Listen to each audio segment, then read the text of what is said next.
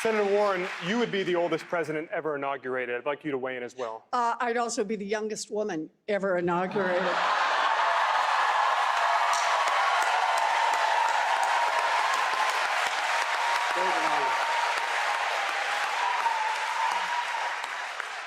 I believe that President Obama was talking about who has power in America, whose voices get heard.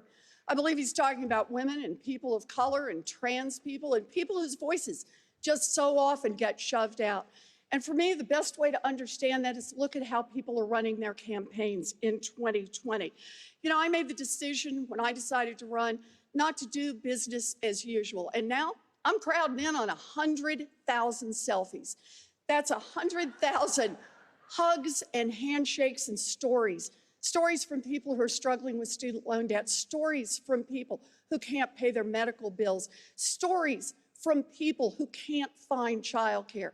Now, most of the people on this stage run a traditional campaign, and that means going back and forth from coast to coast to rich people and people who can put up $5,000 or more in order to have a picture taken, in order to have a conversation, and in order maybe to be considered to be an ambassador. Thank you, Senator Warren. Those selfies, no, I want to finish this. Those selfies cost nobody anything.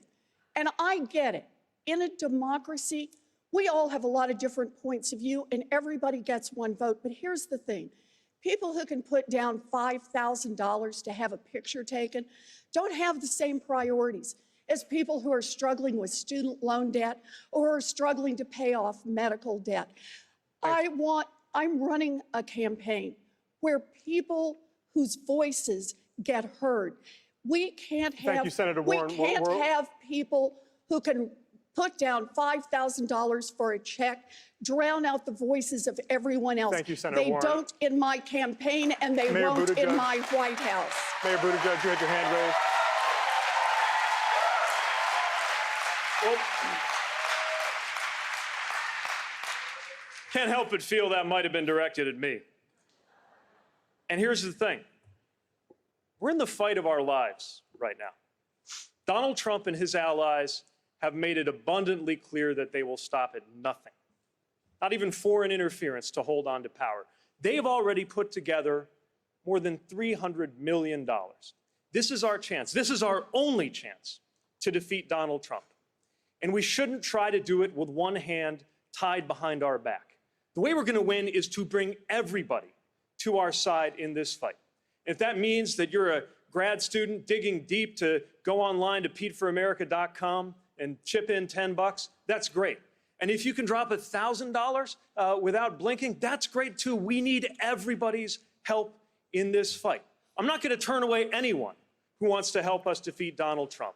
We need Democrats who've been with us all along, yes, but we also need independents worried about the direction of the country. If you were a Republican, disgusted with what's going on in your own party, we're not going to agree on everything, but we need you in this fight, and I will welcome you to our side. Thank you, Mr. Mayor. Wait, Senator Warren, 45 seconds to respond. So the mayor just recently had a fundraiser that was held in a wine cave full of crystals and served $900 a bottle wine. Think about who comes to that. He had promised that every fundraiser he would do would be open door, but this one was closed door. We made the decision many years ago that rich people in smoke-filled rooms would not pick the next president of the United States. Billionaires in wine caves should not pick the next president of the United States. Mr. Mayor, your response. You know, according to Forbes magazine, I am literally the only person on this stage who's not a millionaire or a billionaire. So if this is important, this is the problem with issuing purity tests you cannot yourself pass.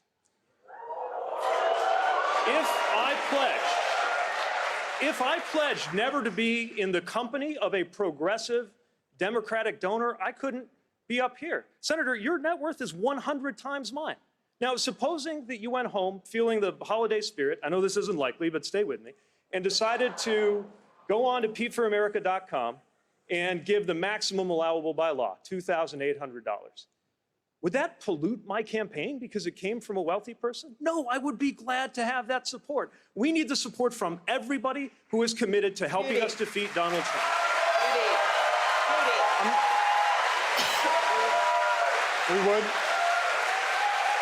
We would like to bring in everyone, but obviously, Senator Warren, I'd like to give you a chance to respond. I do not sell access to my time. I don't do call time with millionaires and billionaires. Sorry, as of when, Senator? I don't meet behind closed doors with big dollar donors. And look, I've taken one that ought to be an easy step for everyone here. I've said to anyone who wants to donate to me, if you want to donate to me, that's fine. But don't come around later expecting to be named ambassador, because that's what goes on in these high-dollar fundraisers. I said no, and I asked everybody on this stage to join me. This ought to be an easy step, and here's the problem. If you can't stand up and take the steps that are relatively easy, can't stand up to the wealthy and well-connected when it's relatively easy when you're a candidate, then how can the American people believe you're going to stand up to the wealthy and well-connected when you're president and it's really hard? Judy. Senator, I've got to respond. Are you kidding? Mr. Mayor, we're going to give you one more chance to respond. If you can't say no to a donor, then you have no business running for office in the first place. But also, Senator, your presidential campaign right now, as we speak, is funded in part by money you transferred, having raised it at those exact same big-ticket fundraisers you now denounce. Did it corrupt you, Senator? Of course not.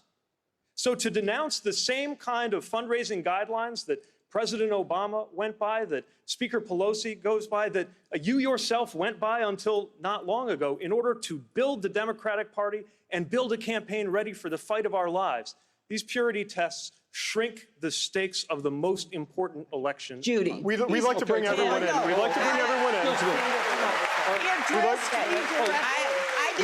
to bring everyone in, but Senator Klobuchar had your hand up first. We'd I like to did call on you. not come here to listen to this argument. I came here to make a case for progress, and I have never even been to a wine cave. I've been to the Wind Cave in South Dakota, which I suggest you go to. So what is making a case for progress about? That is what unites us up here instead of what divides us, which is campaign finance reform. That means passing a constitutional amendment to overturn Citizens United.